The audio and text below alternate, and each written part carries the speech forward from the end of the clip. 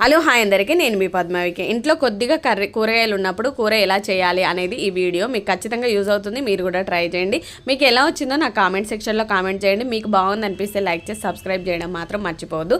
ముందుగా ఆయిల్ అయితే వేసుకోండి, అండ్ దాంట్లో జీలకర్ర ఆవాలు కూడా వేసుకొని ఆనియన్స్ మగ్గిన తర్వాత కరివేపాకు కూడా వేసుకొని కొంచెం అల్లం పేస్ట్, పసుపు కూడా యాడ్ చేయండి. ఇవన్నీ కలిసేటట్టు కలుపుకున్న తర్వాత మన ఆలుగడ్డలు అయితే ఉన్నాయి కదా, అవి యాడ్ చేసుకోండి.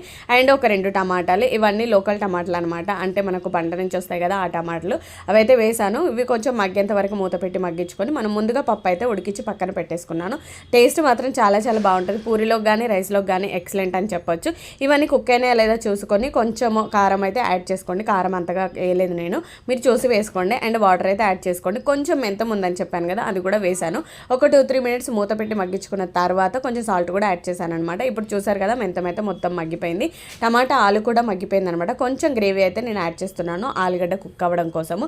ఒక 2-3 మినిట్స్ మూత పెట్టి మగ్గించుకున్న తర్వాత వాటర్ అయితే యాడ్ చేశానమాట. మీరు కూడా వాటర్ వేసుకోండి. కుక్ చేసుకోవడానికి చాలా బాగుంటుంది అనమాట, ఎందుకంటే మొత్తం గట్టిగా అయిపోతుంది కాబట్టి కొంచెం అయితే వాటర్ అయితే యాడ్ చేశాను.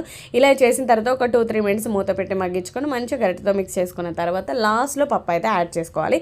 చూసారు కదా ఎంత బాగుందో. దీన్ని వేసిన తర్వాత అంత పెద్దగా కుక్ చేసుకోవాల్సిన అవసరం అయితే లేదనమాట.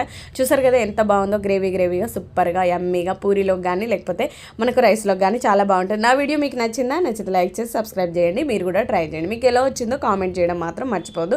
మంచి వీడియోస్ అయితే మన వీడియోలో ఉన్నాయి, చికెన్కి సంబంధించినవి, చూసి మీరు కూడా ట్రై చేయండి. Thank you for